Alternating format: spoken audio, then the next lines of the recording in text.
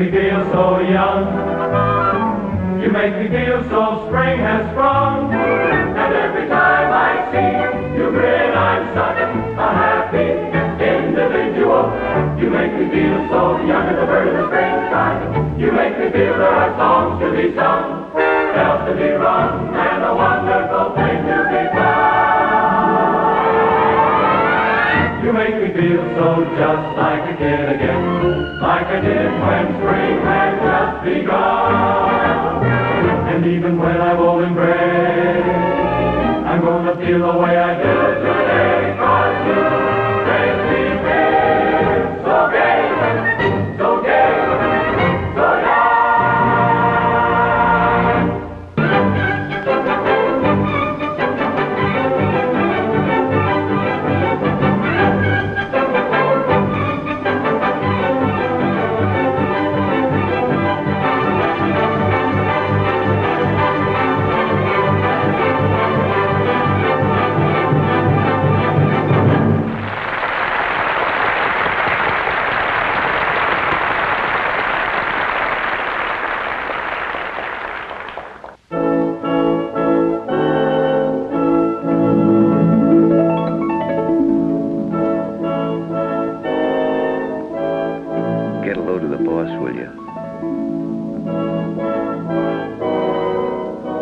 Patron of the arts. Shh.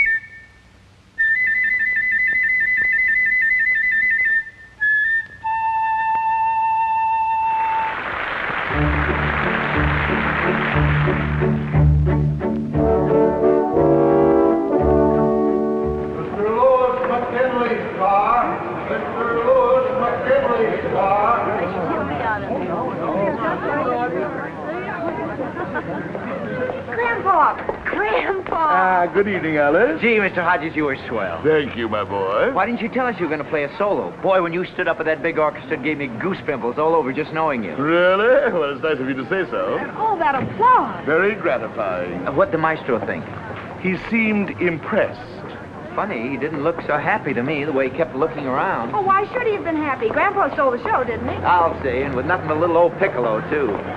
You want to drive home with us, Grandpa? No, thank you. I prefer to stretch my legs. Oh, come on, Grandpa. We won't be doing anything up front except a little necking. Maybe you could pick up a few pointers. Young man, it may interest you to know that when I retired from that field some years ago, necking became a lost art. Good night. Good night.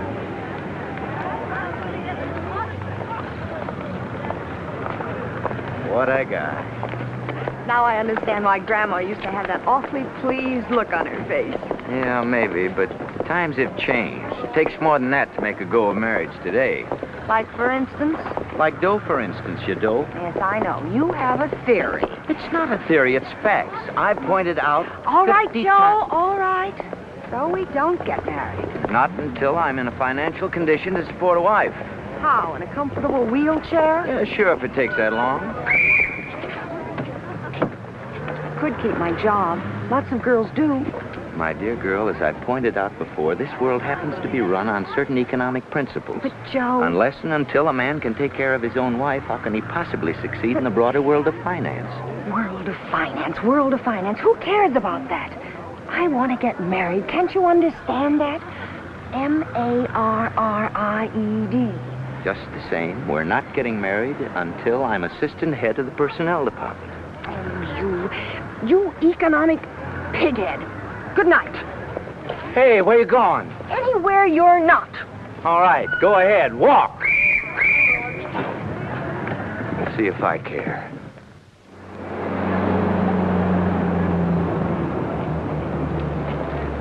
You know I'm right about not getting married now, don't you, Grandpa?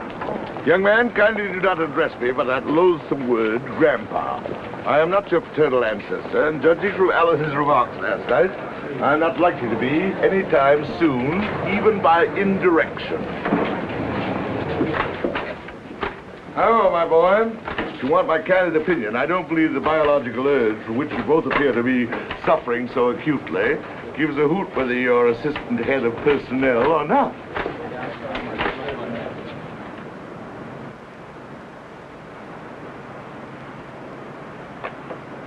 Morning, Dick, my boy. Good morning, John.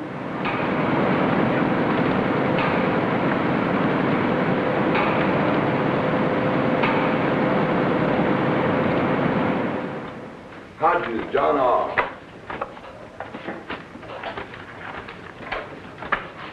Walters, Robert H. No. Marino, Joe. Oh, no. By the eternal no.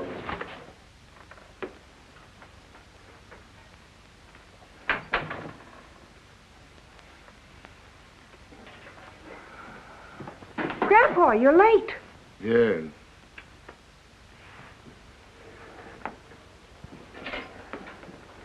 What kept you, Dad? Business.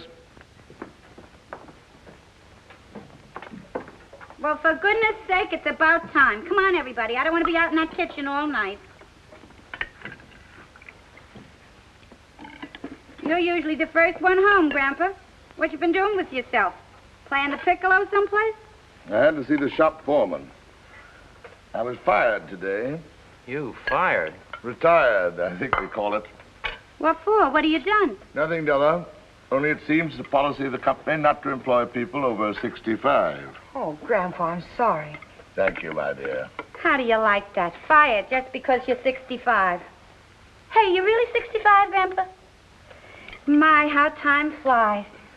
Boy, has this been a wonderful day. First I get pains in the stomach. When I get home, I find my father's been fired. Well, eat your soup before it gets cold. I don't feel like soup. What's wrong with it? Not enough salt? Not enough salt, not enough anything. I tell you, if it rains tomorrow, I'll go nuts. Who said anything about rain? The weatherman? Yes, sir, that's all we need now. For it to rain and for me to catch pneumonia. Go on. How can you get pneumonia? You haven't even got a cold. Pneumonia happens to be an occupational disease with sign painters. Everybody knows that. You stand on a ladder painting names on store windows. It starts raining. You get wet. Along comes a breeze. There, you see what I mean? Pneumonia. Pneumonia just because you sneezed once, or... What's wrong with you? Cramps? Or don't you like my soup either? I assure you, my action has nothing to do with the quality of your food, Della. I'm just not hungry. So if you'll excuse me. Look, if certain people around here don't like the way I cook, just let them say so. After all, I would like to remind you that I was not raised to be a cook. I happen to be a singer, in case you've forgotten. Before I married your son, I never even had my hands in dishwater. Mother, nobody's talking about your cooking. No, but they're thinking about it. The first thing you know, somebody will remind me that I came from Brooklyn. But first, I would like to remind them that some of the finest people in the world have come from Brooklyn. Yes, and while we're on the subject, I would like to say that there is no telling how far I might have gone if I hadn't thrown away my career for the... Oh, for goodness sake. Now look what's happened. Poor Grandpa. No wonder I have any appetite left. First Grandpa gets fired, then you sneeze, then the piccolo. All we need around here is a great big shiny pipe organ.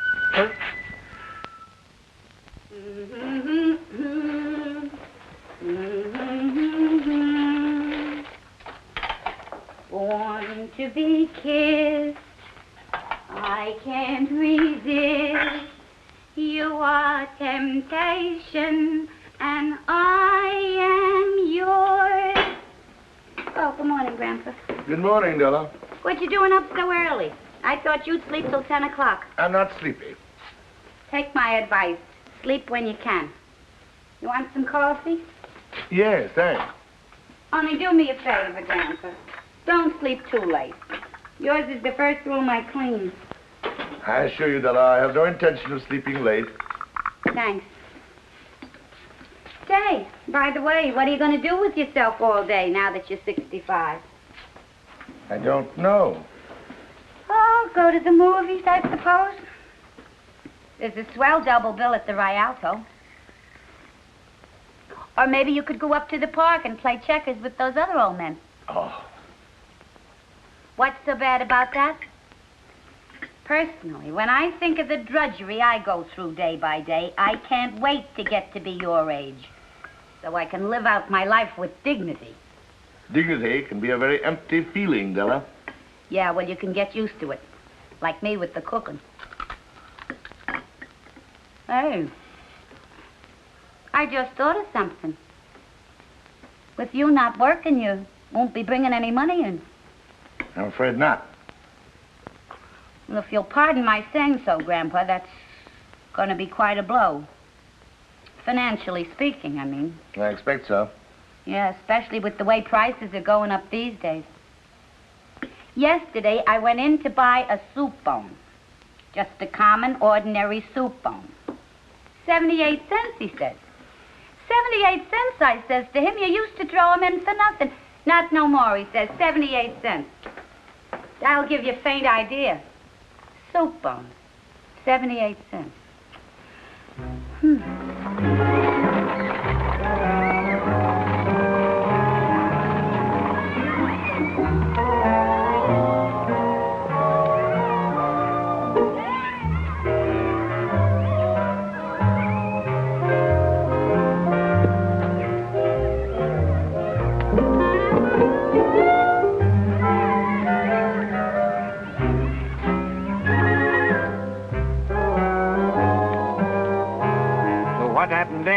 So what happened?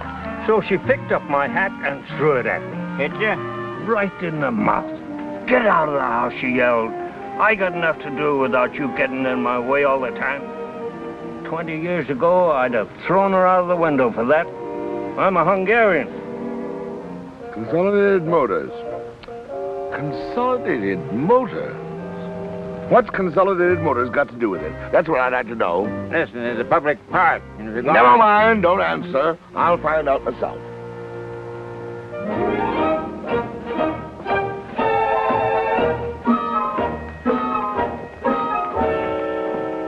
Now, this is a point we'd like you to follow in all cases. We'll put the letter on the automatic typewriter, but leave the last paragraph to us. Young man, what has Consolidated Motors got to do with Acme Printing Services? Grandpa, what are you doing Never here? mind the salutations. Look at this.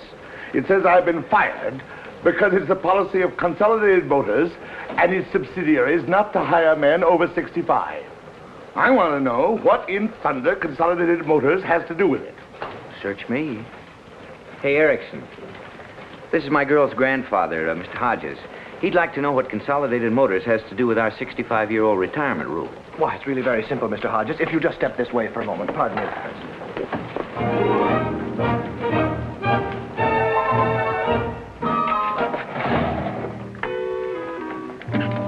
Now, we of the Acme Printing Services are a subsidiary of the Bessemer Publishing Services, whose stock is owned by the Simpson Iron Foundry, which recently merged with the McCullough Nut and Bolt Company, whose parent organization is, of course, United Hardware, the directorate of which is interlocked with Brotherton Steel, a subsidiary of Consolidated Motors. Does that answer your question, Mr. Hodges? Yes, but I must say it seems a little complicated. Big business. Now, if you'll excuse me... Just a moment, young man. Do you suppose if I went to Consolidated Motors, I might get them to change such an absurd policy? Why, Mr. Hodges, you don't mean you'd seriously consider going to Consolidated Motors about such a policy? I'd seriously consider going to the North Pole by a dog sled in the heart of winter if I thought I could get my job back. Well, I certainly wouldn't advise a trip to Consolidated Motors, Mr. Hodges. Even if you got an appointment, which is very unlikely, I don't see how Consolidated Motors could change its whole employment policy involving several 100,000 people just to please you. Now, wait a minute, Erickson. Maybe you could just write a letter to the president of Consolidated Motors. Tell him how you feel. Tell him that you... What's his name? Whose name? The president of Consolidated Motors. I don't know, Sloan, Stone, Ross... Do you know, Mr. Erickson? No, but I'll find out. Mr. Benson, who's president of Consolidated Motors? The president of what? The president of Consolidated Motors. You got me. Why? Never mind. I'll call Mr. Gallagher's office. Mr. Gallagher's vice president in charge of personnel. Yeah? Pardon me, Mr. Gallagher. Erickson speaking. Do you happen to know who's president of Consolidated Motors? Used to be Knudsen. No, he was president of... Anyhow, listen, I'm busy. Yes, Mr. Gallagher. Thank you, sir. Oh, Mr. Gallagher doesn't know either. Amazing. Absolutely amazing. Here's one of the most important men in America. A veritable giant of industry. One of the powers behind the producing genius that is America. A man whose decisions affect millions of people. Yet nobody even knows his name. Fairless. That's it, Fairless. He's president of U.S. Steel. Oh. Thank you, gentlemen. You've been a great help. Good day.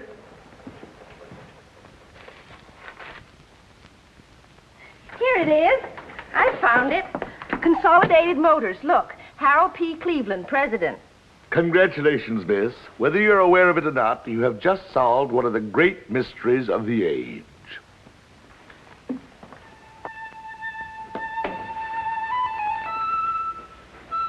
Listen to him.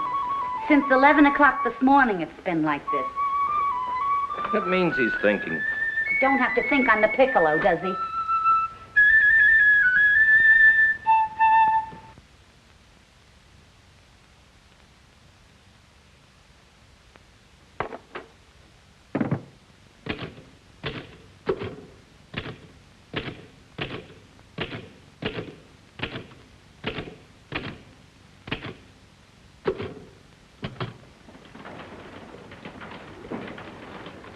Good morning, Mr. McKinley. Good morning, Harriet.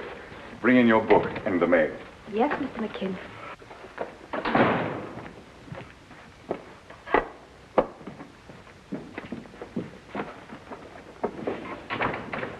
Well, what have we got for today? 11 o'clock appointment with Mr. Gallagher, personnel. 1 o'clock luncheon with the representative of the Blakewell Paper Company. I'd like some coffee, dear. Yes, Mr. McKinley. Then there's your tailor, the barber, the man about those shirts you ordered, and don't forget your pills. What the devil is this? I don't know, sir. I didn't have time to open it. Yes, Mr. McKinley? Listen, Gallagher. I just got a letter from the executive secretary of Consolidated Motors advising me that Harold P. Cleveland, president of Consolidated Motors, will be in town Tuesday. Will I please show him every possible courtesy? Now, what the devil is this all about? I don't know. Beats me. Get Herbert in New York. Well, if you don't mind, I don't like it. What the devil does the president of Consolidated Motors want to come around here for? Maybe he's just passing through. Okay, but I wish you'd please tell me what the devil this is all about.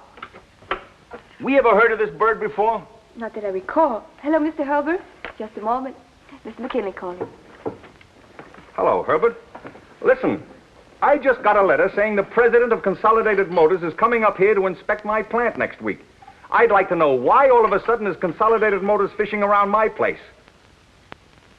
Well, maybe it is just a goodwill tour, but I don't like goodwill tours, so do me a favor. Get a hold of whoever you can and find out if there's been a change in Consolidated Motors' policy toward its subsidiaries. Maybe they've decided to quit printing. Make more cars or something. Okay, call me back.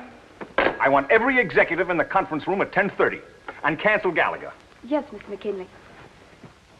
Send off 3 copies of this as soon as you can. Yes, Mr. McKinley. Listen, gentlemen, the president of Consolidated Motors is coming here next Tuesday to inspect our plant personally. I don't mind telling you, I don't like a lot of big shots sticking their noses in my business. How do we know they haven't decided to convert this place into an assembly line for automobiles or washing machines?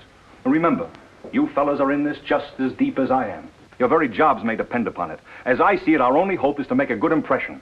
I'd like to see some drawn looks on your faces, as if you'd been working overtime for months, and I'd like to see this place really humming. That's all. Gallagher, how about that trouble we've been having with the bookbinders local? Oh, we've got at least a month before any decisive action will be taken on that, Mr. McKinley. Well, never mind how much time we've got. I'd like to strike a note of accord in time for the inspection. Give an impression of a smoothly functioning factory full of happy employees. Now, what do they want? Another restroom on the 2nd floor. Okay, get it installed immediately. I'm not letting our relations with Consolidated Motors be disrupted over some bookbinder's comfort. Harriet, who's head of the program committee at the Chamber of Commerce? Arnold Willoughby. I want to talk to him on the phone. Oh, but then get my wife, dear.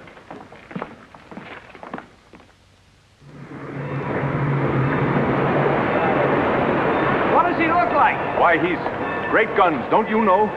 I never saw him in my life. Well, of all the idiotic things, a big man like Mr. Cleveland, a man who... the president of Consolidated Motors.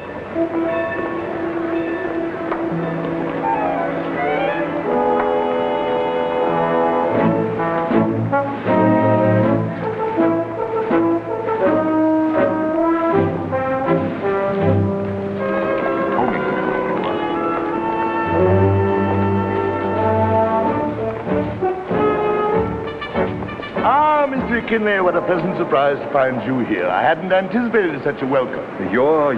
Cleveland. Harold P. Cleveland. Well, how do you do, Mr. Cleveland? This is indeed a great honor. Thank you. May I present my associate? Oh, I recognize Mr. Saltonstall and Mr. Gallagher, too. Delighted to see you, gentlemen. How did you know? Well, I make it a practice to familiarize myself with all my associates and employees. Shall we go? Yes, of course. My car's outside. Take Mr. Cleveland's briefcase. Yes. Oh, no, thank you. I can manage myself.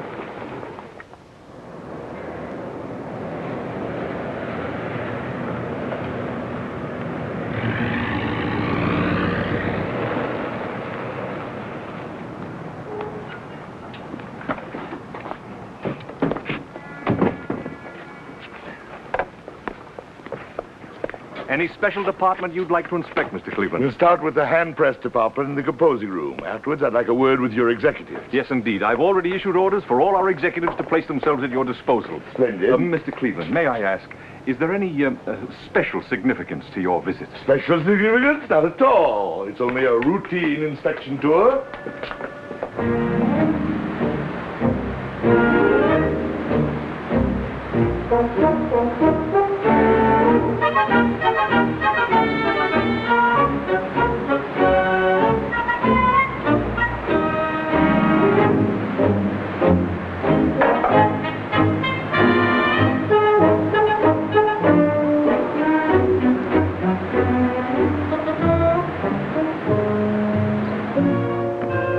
That about covers it, Mr. Cleveland, unless, of course, you'd be interested in inspecting our personnel department. I think I've seen all that's necessary.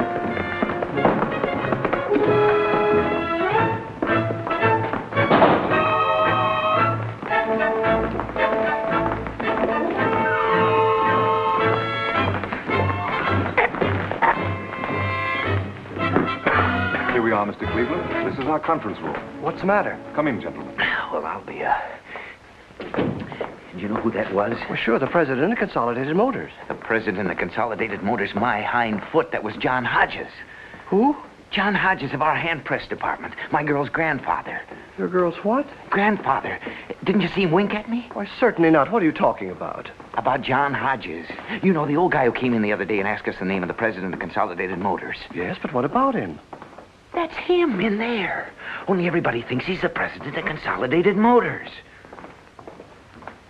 Really, Elliot, you ought to see a doctor or something. Why in the world would an important man like Mr. McKinley be wasting his time with somebody from his own hand press department? Sometimes, Elliot, you're a very stupid man. Gentlemen, I'll tell you why I wanted to visit your plant. As a young man, I had great admiration for the art of printing. I still have that feeling. But in all frankness, I must tell you that I've been keenly disappointed with what I've seen here today. Well, you've got this place running like an automobile factory, and that's downright foolish. Not one single white-haired man did I see on the job. Where, I ask myself, where are those men? Those artisans? Yes, those artists whose love of their craft has been handed down from generation to generation. Got that, Harriet? Yes, sir. Now, I know it's the policy of Consolidated Motors not to hire people 65 years of age or over. Perhaps the labor technique of putting an automobile together requires youth rather than experience. But for the life of me, I don't see how such an asinine policy, and I use the word asinine advisedly, can apply to the art of printing. My suggestion, Mr. McKinley, is that you forget about the age requirements of our assembly lines and bring back the experienced craftsmen who honor your trade immediately. Harriet, take a memo to all our executives. As of today, our employment policy is no longer governed by the 65-year age level. All employees who have been retired for that reason during the past year are to be notified immediately that their jobs are open, provided they wish to return to work. Thank you, gentlemen. Now, if you'll excuse me, I have a train to catch. But, Mr. Cleveland, you can't leave just yet. I've arranged a luncheon in your honor at the Chamber of Commerce. What?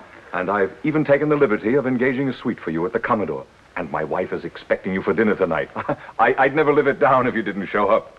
Well, in that case, why not? Thank you, Mr. Cleveland. This way, please. Pardon me, Mr. Cleveland, but wouldn't you like me to send you a copy of your speech? Oh, thank you, young lady. I don't think it's necessary. I'm sure my suggestions are going to be carried out. Oh, yes, indeed, Mr. Cleveland. Well, anyhow, Mr. Cleveland, I want you to know I think your speech was grand.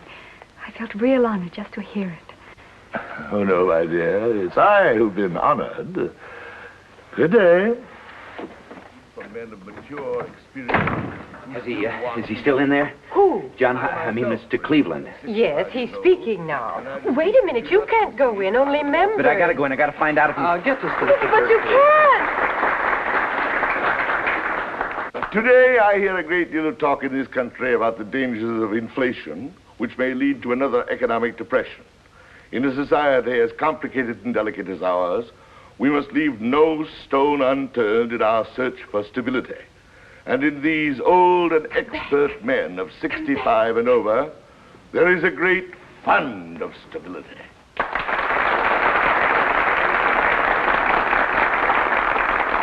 I confess there are moments, gentlemen, when I regard mass production and its subsequent benefits of a higher standard of living as a two-edged sword.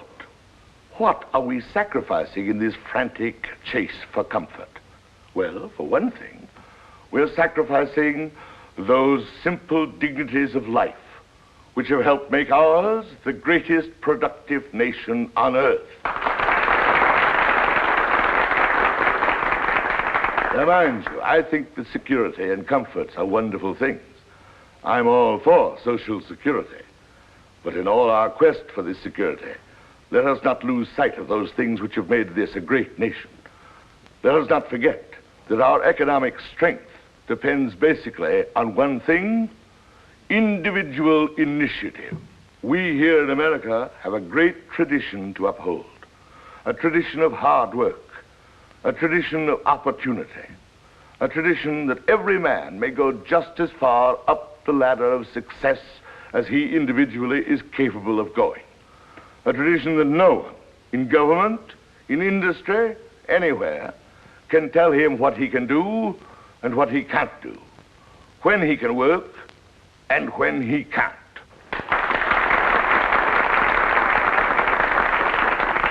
In all earnestness, I tell you, gentlemen, that just so long as our workers can go to their jobs with the same fervor and self-respect that they go to their wives, will we be able to fight off the threats of inflation and avoid the pitfalls of depression. I thank you.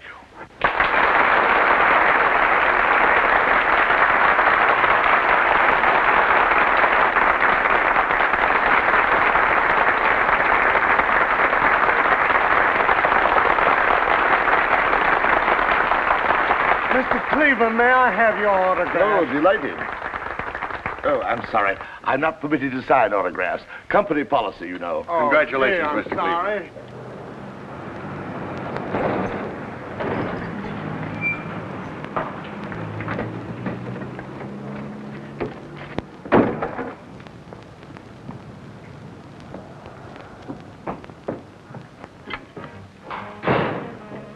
Well, it's about time.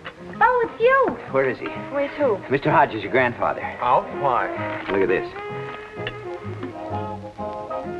C.M. Prexy says human dignity will beat inflation. What's that got to do with us? Look at it.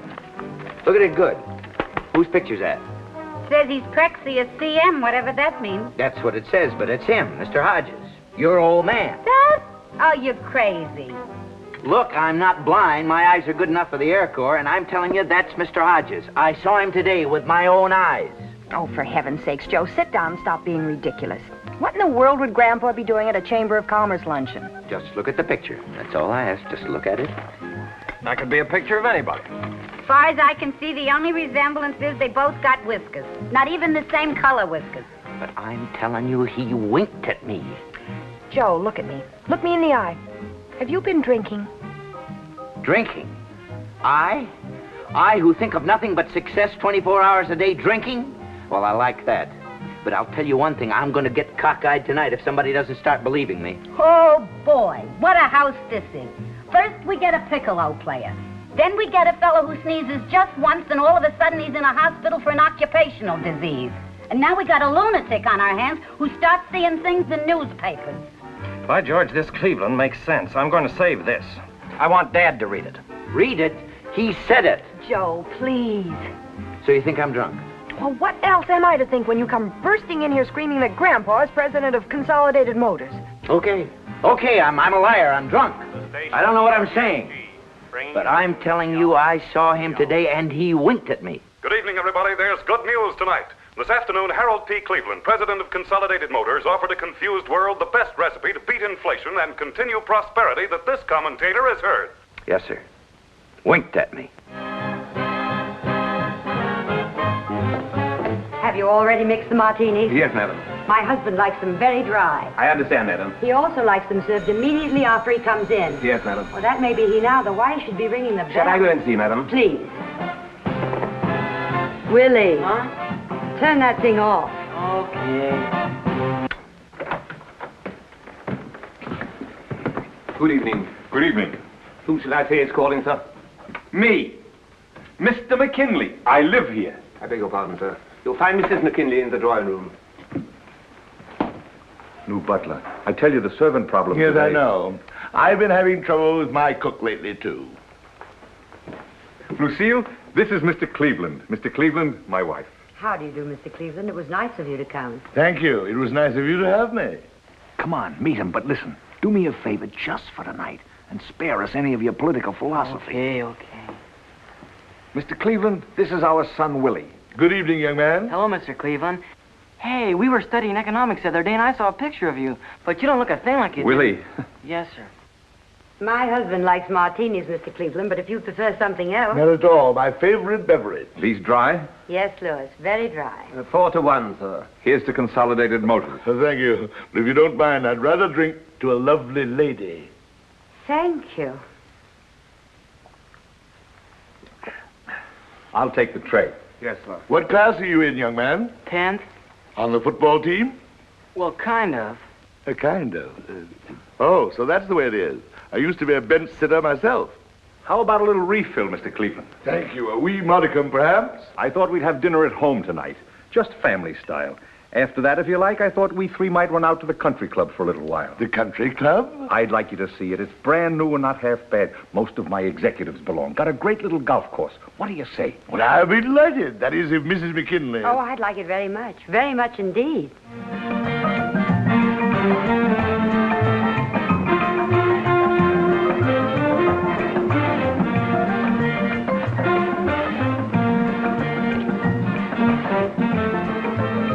By Jove, I want to dance.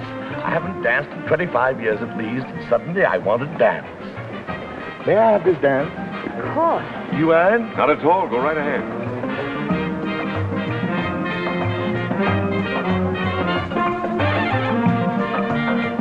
What kind of barbaric music is this? It's the rumba. For one moment, I had the wild illusion it was the bunny hug.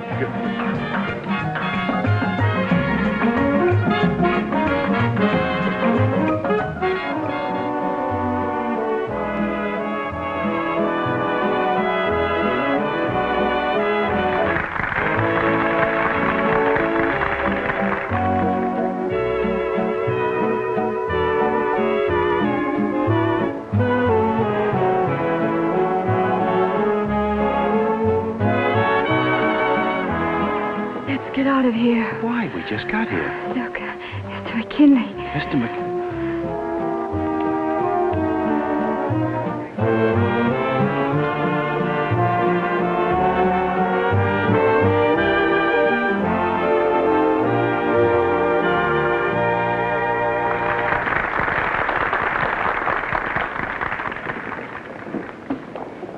Well, you two must enjoy dancing. Your wife happens to be a very beautiful dancer, Mr. McKinley. Yeah? Well, for myself, I think it's a waste of time. Look, if you don't mind, I'll run along. I've got some papers to go through. Well, perhaps we'd all better... Oh, no, you two stay here and enjoy yourselves. I'll send the car back. Oh, don't bother. We'll get a taxi. No bother. My driver's used to waiting. I'd prefer a taxi, Louis. Okay. Good night, Mr. Cleveland. Good night, and thank you for a wonderful evening. Glad you liked it. We'll have to do this sort of thing again. Yes, indeed. I'd like that very much. By the way, before you go, there's just one thought that I'd like to leave with you, Mr. McKinley. Just a bit of my personal philosophy. I like a man who works, and works hard. But that's not enough. A man ought to play, and play hard, too. I have an idea that you don't play enough, Mr. McKinley. That's very sound advice, Mr. Cleveland. I'll take care of that in the future. Good night. Good night.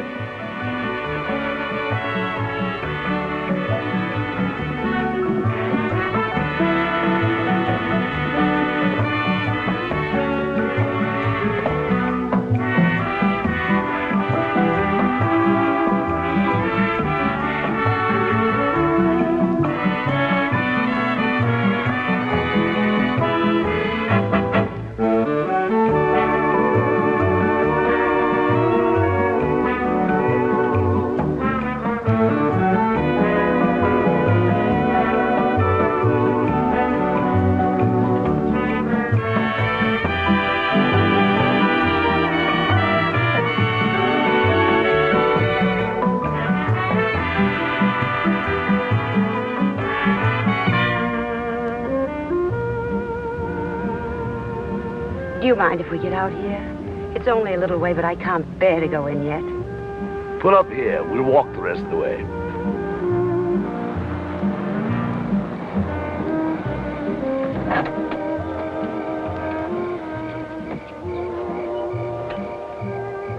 Just wait for me, please.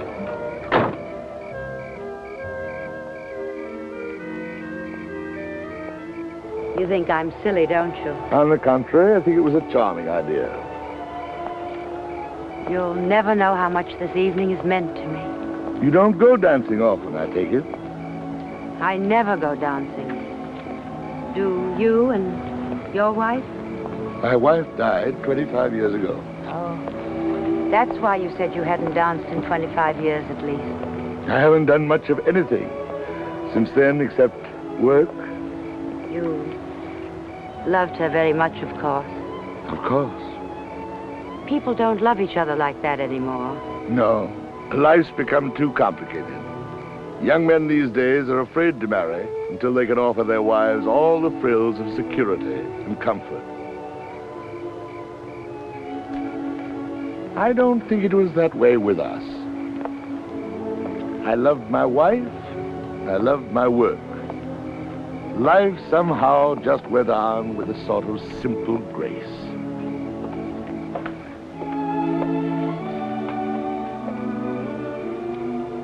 Are you leaving tomorrow? Unfortunately, very early tomorrow.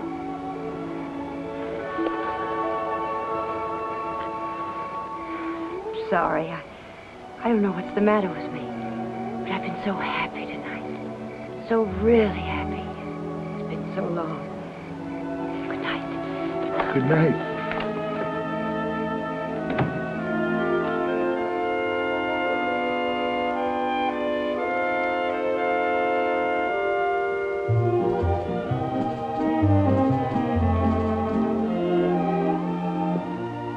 Listen, don't give me that he wanted to talk business routine. Funny, but every time I want to talk business, you're always too busy. But it's true, Mr. McKinley. You know, as a rule, I never mix business and pleasure.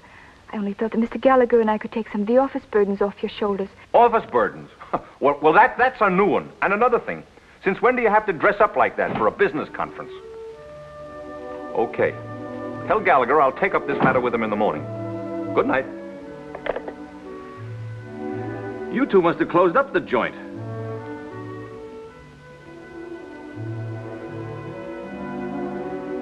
By George, you're really a good-looking woman, Lucille. And did he go for you? Couldn't take his eyes off you. What did you do after I left? Louis, I want a divorce. What? You love me, Louis. What the devil has that got to do with it? Answer me. Do you? Well, how do you like that? She meets a guy one night, and right away she starts yapping about, do I love her? What's the matter? Isn't my money good enough for you anymore? Haven't I supported you in the style to which you're accustomed? Yeah, and your whole family, too, for 20 years. You don't understand. You've never understood. Oh, yes, I do. I understand, all right. It's you that's cockeyed, but you're not going to get away with it. So you might as well get any tomfool ideas about divorce right out of your head. Please. Let's don't argue about it. We've been married 20 years. Sounds kind of silly to be talking this way after 20 years, doesn't it? I'm sorry it's turned out so badly, but I've been so miserable. Not so fast. I want to know what happened tonight. I told you nothing happened. Don't give me that. What happened? It's just that tonight, for the first time in years, I've known what it's like to be admired and respected, to be treated the way a woman wants to be treated. I know you think it's silly, but it's true. Just once more before I turn the corner, I want to know what love is. Well, that's just great. That's just wonderful. You know a man 20 minutes, and it's love and bloom. Oh, I realize I'll probably never see him again. But I can go on the rest of my life, just dreaming about tonight. Well, how do you like that? We've been married 20 years, and now you're in love.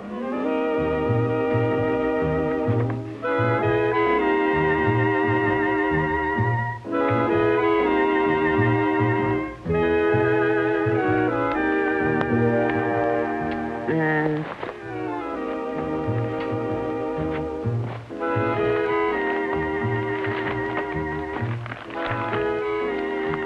Ooh, that looks nice. Only $20 down. Yeah, but with the present credit system in this country, controls and all that. Joe, we're talking about a bedroom suite. My, up so late? The Prexy of CM. So I'm crazy, am I? I'm drunk. Look at him. Grandpa, your beard. Dad! Look, Mr. Hodges, before you say a word, will you do me a favor? Will you tell these people this? Dad, what have you done to yourself? What happened? You stay out of this. I want to get this matter settled first. Once and for all, are you or are you not the president of Consolidated Motors? My boy, you've no idea what I am. There, you see? I told you so, but nobody believed me. Oh, no. But why, Grandpa? Why did you do it? I wanted my job back. And just for that, you go out and pretend you're president of Consolidated Motors? I didn't count on its getting so involved, Ella. I thought I'd just establish a new hiring policy and then come home. You didn't count on its getting so involved. Boy, that's a good one. Get a load of this. Oh, an atrocious picture. You'd think with all the photographers there are in this town, at least one would have got me in focus. I give up. Honestly, I give up. My own father. Pardon me for asking, Grandpa, but what happens tomorrow when the real president of Consolidated Motors finds out he made a speech today? I'm sure I don't know, Della, but I must say it reads like a very good speech. I'll tell you what's going to happen. This is what's called confidence work, like selling phony stock. You can get 5 years in jail for this sort of thing. Really? So much? Personally, I give them 24 hours before they put you in jail. Unless, of course, you turn yourself in. That way they might be a little more lenient. I was in a show once where this fella pretends he's somebody else, only he ain't. Oh, boy, what they did to him. Holy smoke, I just thought of something. That jerk Erickson. I told him about it, and he's just the sort of heel that'll turn you in because he knows he'll probably get a promotion for it. Just my luck. He turns you in, and they make him assistant head of personnel. You sure about that? He'd turn his own mother in to get that promotion. He's that type. Well, then why don't you turn him in? Why should that other jerk get all the credit? I couldn't do a thing like that. Oh, don't be so noble all of a sudden. You want to marry Alice, don't you? Well, yes, but... Yeah, and you can't or you won't till you get that promotion. No, but There's no buts about it. This is your big chance. I can't do a thing like that, Mrs. Hodges. Why, if it weren't for him, I'd never even have known Alice. Somebody's going to turn him in. Not me. Listen, Grandpa, will you tell Rover Boy here that he ain't putting you behind the 8 ball if he turns you in? Joe's of age. He can make his own decisions. I've already made my decisions. I'm not going to do it. Well, for goodness sake, why not? You've all accused me of being just a man of facts and figures and economics. Well, you're wrong. I'm also a man of heart and blood and soul. And I'm not going to do it. I've got principles. Joe. Well, how do you like that? After all the time he spent hanging around this house, all of a sudden he's got principles. Good night, all. You're really a wonderful person, Joe. Oh, she was nuts, even if she is your mother. In this awful world where everybody's cutting everybody else's throat, you still have some decency left. I'm proud of you, Joe. Oh. You have real dignity. Yeah? I love you, Joe.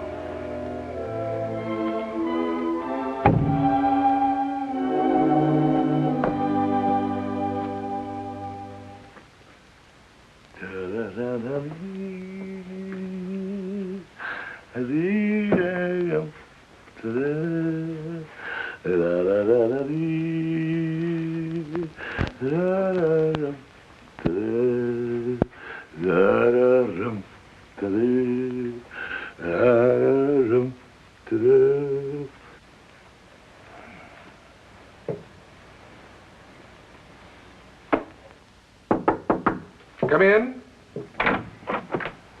Grandpa, I just made a wonderful discovery. Really? I just realized that you're a great man. Ha ha! I guess I'm beginning to grow up at last, Grandpa, to understand things. What kind of things, my dear? Dignity. That's the word, dignity.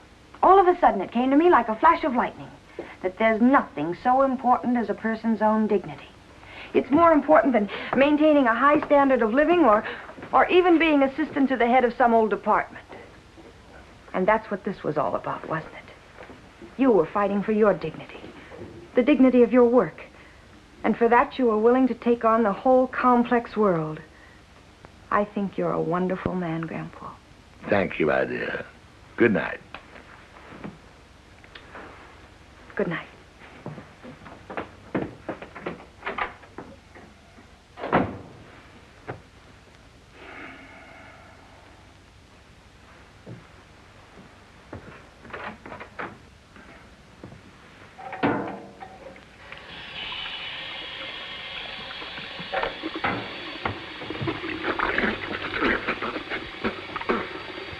Egad.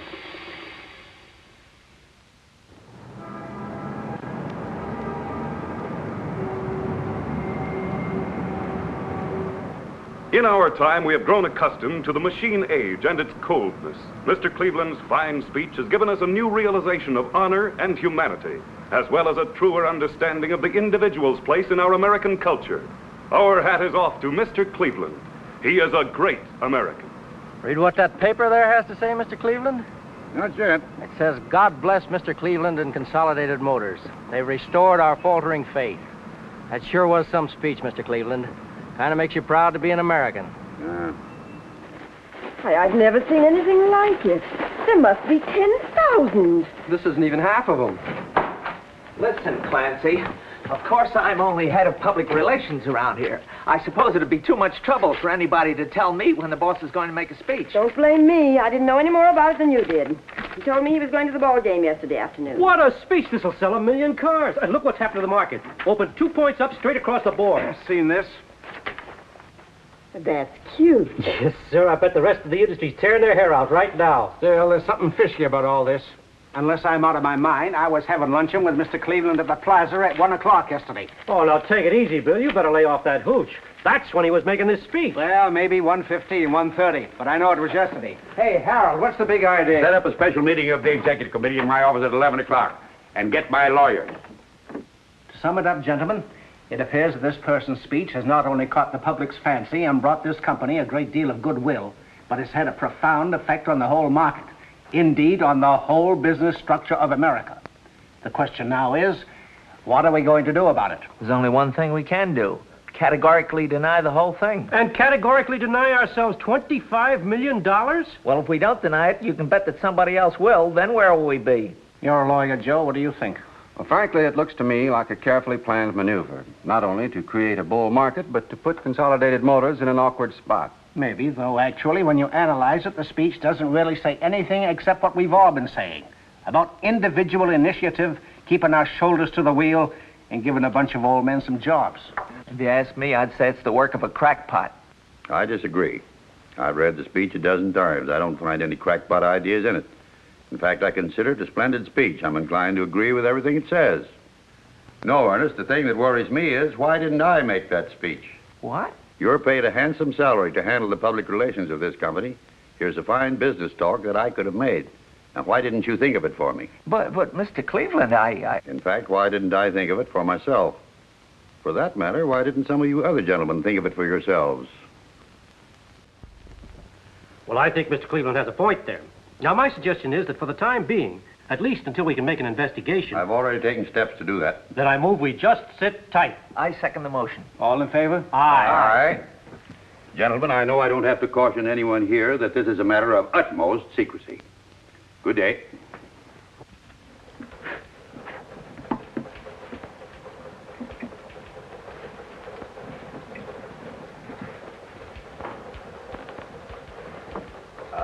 Say, Frank. Yeah? You remember my telling you yesterday about the president of Consolidated Motors and how it was really an old guy in our hand press department? So? You haven't told anybody yet, have you? Well, hardly. Well, do me a favor and don't. It's a long story I can't explain, but just take my word and don't. Sure. Thanks. Well, see you around.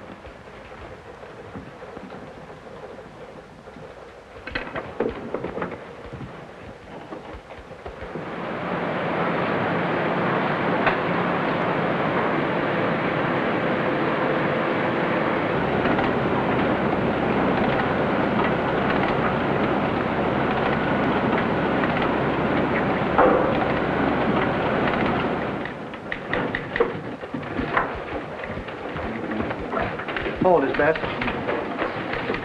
Thank you. Come in.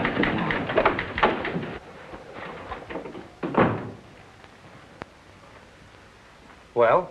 Mr. Gallagher, there's something going on around here that I think ought to be brought to Mr. McKinley's attention immediately. What sort of something? This whole Consolidated Motors thing, sir, it's just a gag. What whole Consolidated Motors thing? The man that was here yesterday inspecting the plant is not the president of Consolidated Motors. He's a printer in our hand press department. What's that you got behind your back, Erickson? Dirty pictures? Oh, no, sir. This is the file on him. The file on who? On this man who everybody thinks is the president of Consolidated Motors. The one who made that speech at the Chamber of Commerce yesterday? Listen, are you drunk? Oh, no, sir. Well, then what's itching you? What are you driving at? Only that the man that was here yesterday inspecting the plant was an imposter. He pretended to be Harold P. Cleveland, the president of Consolidated Motors, and he's not. He's John Hodges, a printer. Listen, Erickson, if this is a gag, I don't like it. I know it sounds fantastic, sir. You're getting to be something of a screwball. You know that, don't you? Me, sir? I've got to make my choice for a new assistant around here pretty soon, and I don't mind telling you, you're not giving me a very good impression. But it's not a gag, sir. It's true. Honest it is. What's true? The president of Consolidated Motors that was here yesterday was not the real president of Consolidated Motors. The real president is a man named Harold P. Cleveland. The man that was here yesterday is John Hodges, who works in our hand press department. All you have to do is look at his picture right here in the file, sir. Never mind the file. Now, let me get this straight. You say the whole world thinks the man who inspected our plant yesterday was the president of Consolidated Motors. Is that it? Yes, sir. And then he made the speech at the Chamber of Commerce. Mr. McKinley thinks he was the president of Consolidated Motors. The papers think so. The Chamber of Commerce thinks so, but you don't. You think he's a measly little printer in our hand press department. I'm sorry if you refuse to believe me, Mr. Gallagher. Don't be silly, Erickson. Of course I believe you. And by the way, my name isn't Gallagher. I'm Harry Truman, President of the United States. And you're not Erickson. You're Princess Elizabeth's baby, Bonnie Prince Charlie, remember? But, Mr. Gallagher! Get out of here. And the next time you come in with one of your fool stories, I'll have you locked up in a padded cell. Now, get out!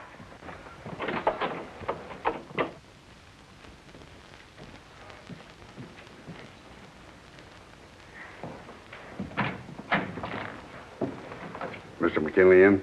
Who's calling, please? Flanbaum's the name. Mr. Rigel. Mr. McKinley's in conference. Perhaps if I could help you. I hear you had quite a bit of excitement around here yesterday. Excitement? What kind of excitement? With Mr. Cleveland, I mean. Oh, yes, of course. Mr. Cleveland. Did you meet him, miss? Meet him? I took dictation from him. Yeah? I'll tell you what, he sent us. Just a moment.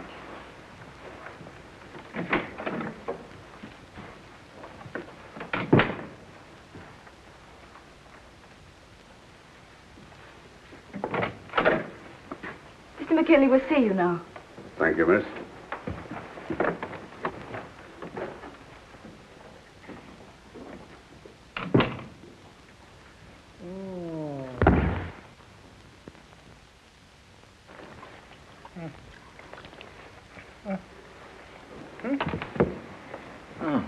How do you feel? Oh, Here, take a swallow of this. yeah. There, you'll be okay. You sent for the doctor. I don't want a doctor. And you keep out of here, too. I was only trying to help. Of course you understand this must be handled with absolute secrecy, Mr. McKinley. Don't worry. I'm the guy that was taken. Why, if this ever gets out, they'll laugh me right out of town. Don't excite yourself, Mr. McKinley. Why shouldn't I excite myself? My whole life's been disrupted. First, my wife wants a divorce. Now I faint. All on account of this phony.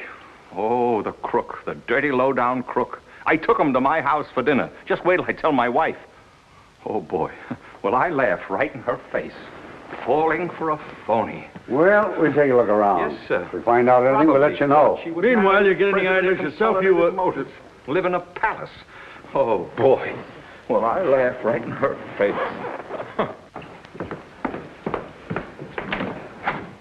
I've got to see Mr. McKinley right away. It's a matter of life and death. What's the name? Mr. Erickson of the Personnel Department. Personnel. Mr. Gallagher's department? That's right, and please hurry.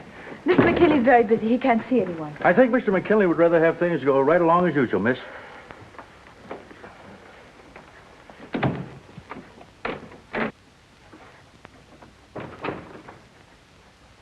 Mr. Mr. Erickson of the Personnel Department to see you, Mr. McKinley. Who the devil is Mr. Erickson of the Personnel Department? I assure you I haven't the faintest idea, Mr. McKinley. Only he says it's extremely urgent. Oh, he does he? Really, Mr. McKinley, I'm only trying Okay, send him in. Why not? The more the merrier.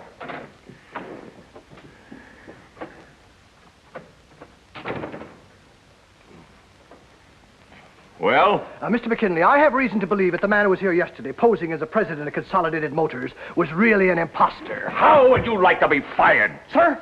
Listen, you half-wit. If you dare breathe another word of what you've just said to me to a single soul, I'll have you thrown out of here on those pencil-striped pants of yours. Mr. McKinley, I have the man's file right here, his picture. Shut up and get out of here before I brain you. Yes, sir. Wait a minute. Yes, sir. Give me that file. Yes, sir. Mr. McKinley, control yourself. Go fry an egg.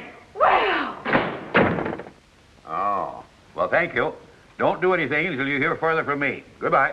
Kleinbaum, he says the man works right there in the plant. The police been notified? Oh, wait a minute. You want to break this thing wide open? But you can't let a low common thief, a confidence man, go around professing to be president of Consolidated Motors. Well, keep your shirt on. Nobody suffered any great damages.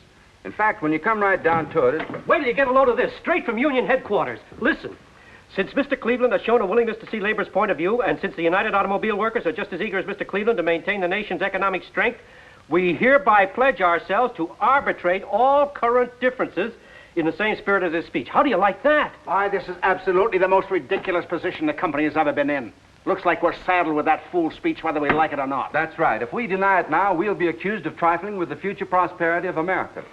As a matter of fact, in view of the sharp market rise, I'm not sure that those of us who have bought Consolidated Motor stock recently wouldn't end up in jail. Gentlemen, my advice is to emulate that estimable creature of the sea, the clam, and say absolutely nothing. I still say there's something screwy about a simple little printer pulling a trick like this. That's possible, but if so, let's just hope he gets away with it. Fancy, have my car here at 6 o'clock and phone my home and say I won't be there for dinner. That's all, gentlemen. Well, I still... Just wait till you get a load of... What the devil is this? It's the suitcase I bought 12 years ago when we were supposed to take that trip to Europe. What's it doing here? I'm going away. Listen, if you've got a fool notion like that, you better get it out of your head, because I got news for you. And you better get a good hold on the bed, because when you faint, I don't want you banging your head on the floor. What would you say if I told you we had a phony to dinner last night? A what? A phony. That bird's no more president of Consolidated Motors than I am. He's a crook, an imposter, but don't worry, I'll send him to jail if it's the last thing I do. Here's a whole record on him. Just look for yourself. Who is he?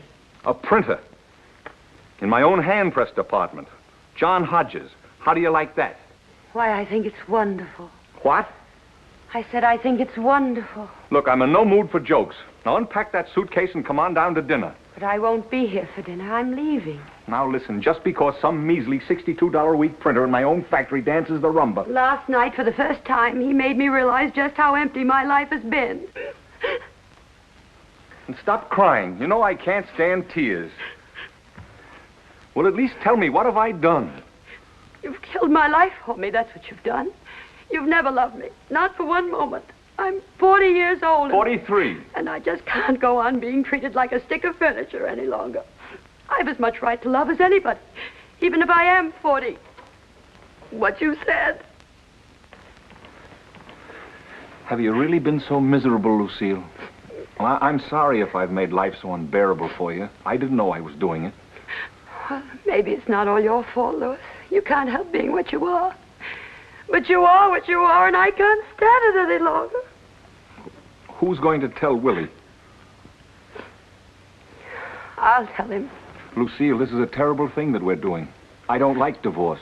I was brought up not to believe in divorce. We were married in the church, and there's something unholy about a divorce. I wish you'd weigh this decision carefully.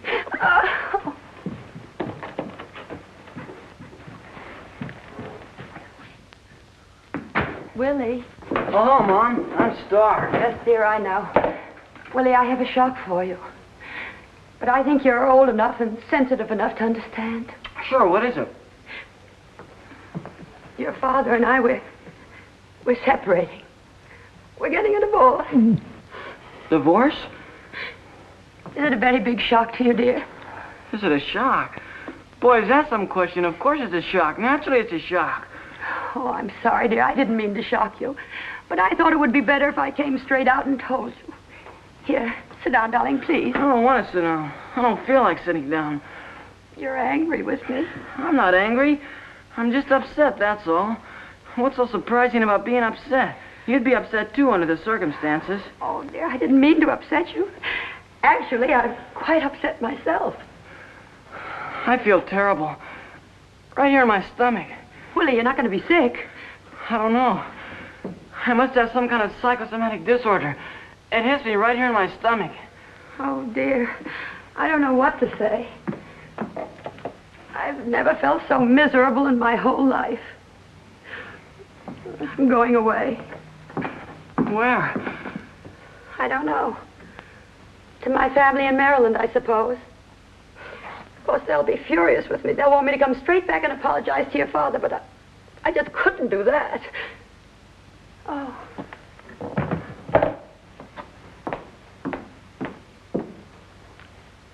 Goodbye, dear.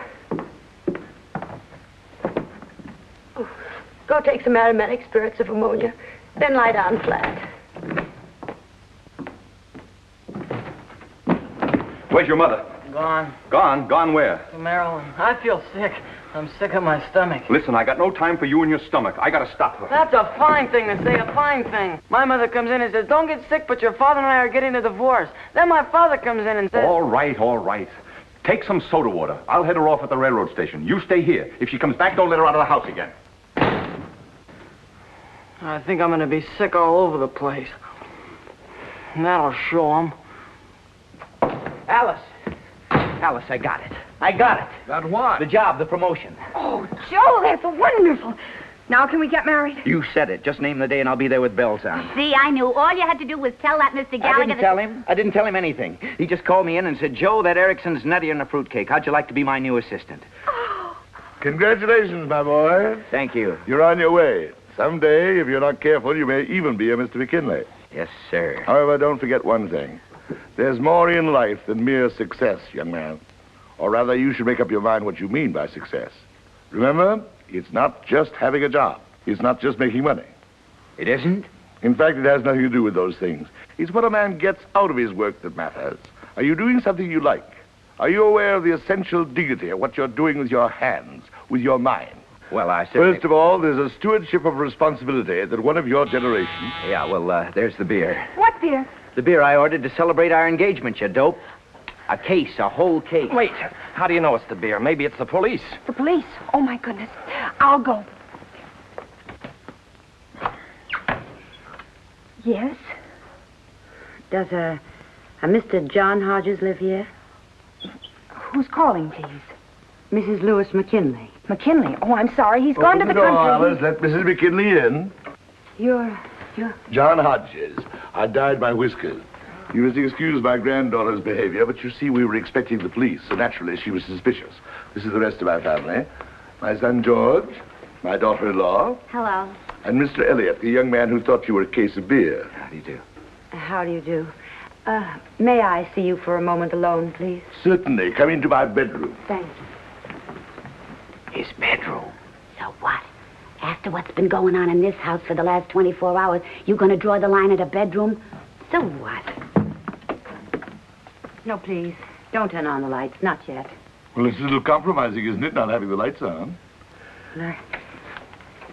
I'd like to feel a little compromise.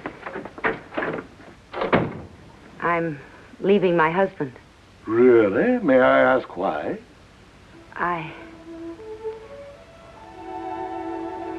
Well, I told him I was in love with you.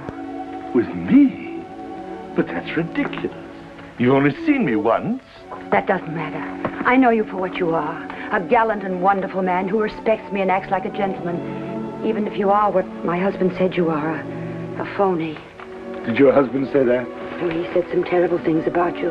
He said you're a crook and an imposter and he's going to put you in jail. But I don't care. I'll stand by you.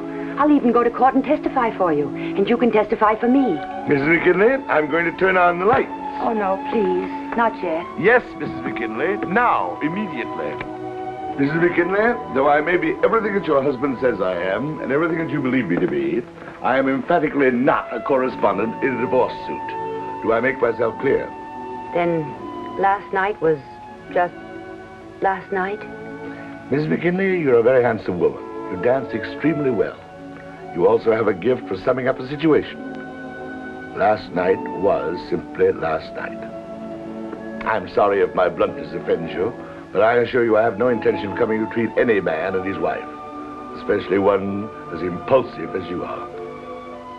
Perhaps if I were 30 years younger... Oh, no, please. Don't blame yourself. I understand, and I deserve this. I guess I'm just a silly woman who's made quite a fool of herself. And though it pains me to say so, you are. My husband and I have been married for 20 years, and this is my first infidelity. You don't say. He married me because I was society, and I married him for his money. Not that I couldn't have fallen in love with him. He's not bad looking, you know. On the contrary. He has a certain vibrance. Oh, yes, I'd say he's full of vibrance. Sometimes there's something almost exciting about him. Only he's not in love with me. How can you be so sure? Well, at first I thought he might be in love with me. I can remember he used to kiss me with all the tenderness of a... A wild stallion? Then after a while, he never kissed me at all. Life was just a succession of fur coats and invitations to dinner. That's all I've been. An invitation to dinner. Mrs. McKinley, do you know what I think? I think you're in love with your husband. Me? I have an idea that if you were to kiss him once, just once, with all the tenderness of a wild mare? Mrs. McKinley, I think we both need some coffee. Let's get out of here. I knew this would come in handy. Here, hang on to that. Serviette? Hey, the beer. I'll get it. Yes? My name is Harold P. Cleveland. I'm looking for Mr. John Hodges. They're here. Who? Some man who says he's Harold P. Cleveland. The one with the black beard? That was Grandpa. Here, I'll handle this. You got a warrant? No. Nobody gets in here without a warrant. Who is it now? Some flatfoot pretending he's Harold P. Cleveland. Who does he think he's fooling? Anybody knows that Harold P. Cleveland wouldn't be coming here personally to make the arrest. Good evening, sir. You were looking for me? You're John Hodges? I am. I'm Harold P. Cleveland. How do you do, Mr. Cleveland? Won't you come in? Thank you. Mr. Cleveland, I'd like you to meet my son, George, my daughter-in-law, Della. Hello. Mrs. McKinley, my granddaughter, Alice, and her fiancé, Mr. Elliot. How do you do? We're celebrating their betrothal. Oh, congratulations. Take Mr. Cleveland's hat, Alice. Oh, no, thank you. I can only stay a moment. You're not Harold P. Cleveland. You can't fool us. But I am Harold P. Cleveland. If you don't believe me, my chauffeur is outside. Ask him. How do we know he's your chauffeur? Well, I don't usually carry much in my wallet. But here. Sorry I haven't my fingerprints. Well, what is it you want, Mr. Cleveland? I just wanted to meet Mr. Hodges, that's all. I'd like an explanation. I think I deserve an explanation. I agree, Mr. Cleveland. Would you step in here, please? I don't mind telling you, Mr. Hodges, you put Consolidated Motors in a highly ridiculous position with this escapade of yours. And while I'm told that technically you've committed no crime, I'd still like to know why you did it. Did I hear you say that I'd committed no crime? Probably not. At least that's what our lawyers say. And from the fees they get, they ought to know. Well, well, this is a pleasant surprise. My son here was sure that I'd go to jail for 5 years. Imagine that, George. No crime. What do you know? He really is the president of Consolidated Motors. He is? There's no doubt about it. Is that so? My, what a crazy evening this has been. First, my daughter gets engaged, and then the president of Consolidated Motors drops in. Joseph, get the president of Consolidated Motors a chair. I declare, when you stop to think of it, you know, nobody's going to believe me when I tell them. They're going to laugh right in my face. Somebody give him a piece of cake. Oh. It's a Lady Anne chocolate surprise. Well, no, thank you. Oh, come on. I made it myself. My doctor doesn't allow me to eat cake. Oh? Why? You got diabetes? Oh, no, it's something entirely different. Oh. I'm sorry. May I shake your hand, Mr. Cleveland? I'd like to tell the people at the plant that I shook the hand of the president of Consolidated Motors. Not that they'd believe me, but I'd like to tell them so anyway. That'll do, Joe. Maybe you'd like a cup of my special coffee, Mr. President. Everybody says what good coffee I make, even though I'm not the cook type. I was on the stage, you know. Maybe you saw me. No, I'm afraid I never had that privilege. Have you any saccharin? Saccharin? No, but we can get you some in just a minute. Hey, Joseph, run over next door and borrow a cup of saccharin. Oh, well, please don't bother. I'll take it just as it is. Only half cream. No bother at all. You sure you never saw me? I was billed as Della Robbia, the bombshell of song. I never went to the theater when I was a young man. And now, Mr. Hodges, I'd like to hear your story. Well, it's really a very silly story, Mr. Cleveland. In fact, when I look back on it, it seems absolutely incredible. Here you are. Excuse me. Now, don't go away. I'll be back in just a minute.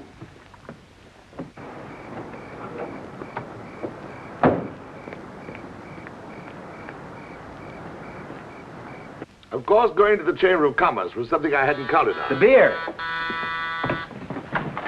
Mr. McKinley. I thought I'd find you here. Yes, Louis. Okay, all right, I love you. Do you hear? I love you. Now come on home and stop this nonsense. I beg your pardon. You keep out of this, whoever you are. This is between me and my wife. Who are you anyway? Harold P. Cleveland, President of Consolidated... Listen, I've heard all the Cleveland that I want to hear. It's all right with me if I never hear that name again. You understand? Now come on home, will you? I apologize for whatever I did. I said I apologize. All right, Louis, only don't shout so. I'm not shouting. I just said I apologize. Yes, dear, I heard you. Dear? Did you call me dear? Yes, dear. Well, I'll be... Hodges, you're fired.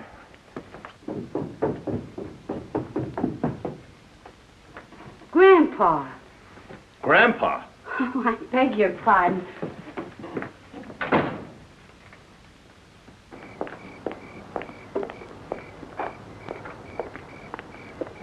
Well, who the devil's car is that? Mr. Harold P. Cleveland, president of Consolidated Motors. Harold P. whose? The man you yelled at inside, dear.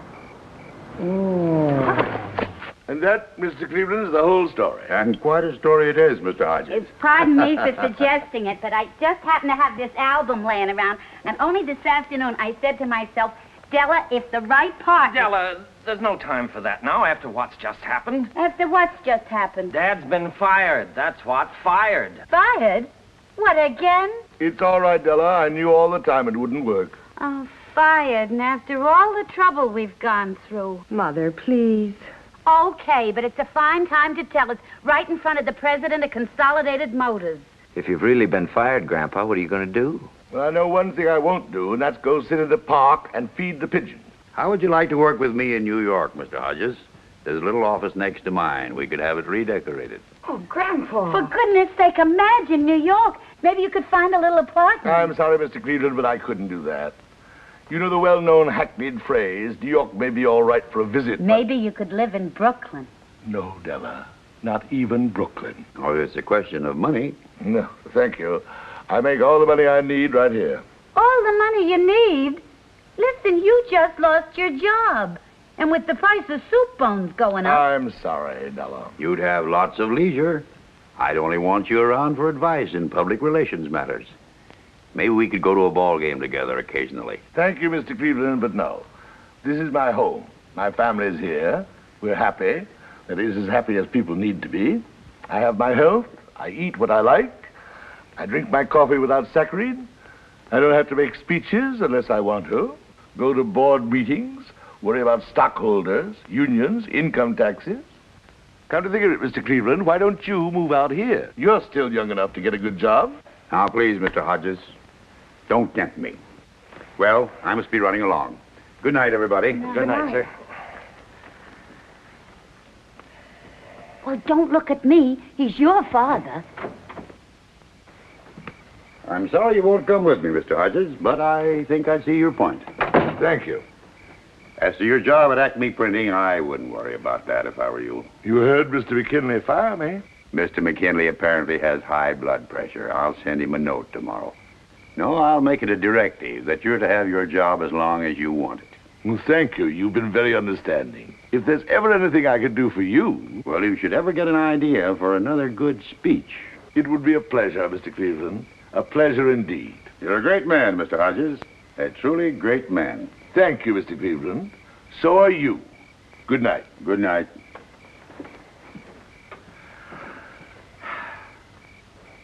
Da-da-da-da-dee-da-dum. Da-da. Da-da-da-da-dee-da-dum. Da-da.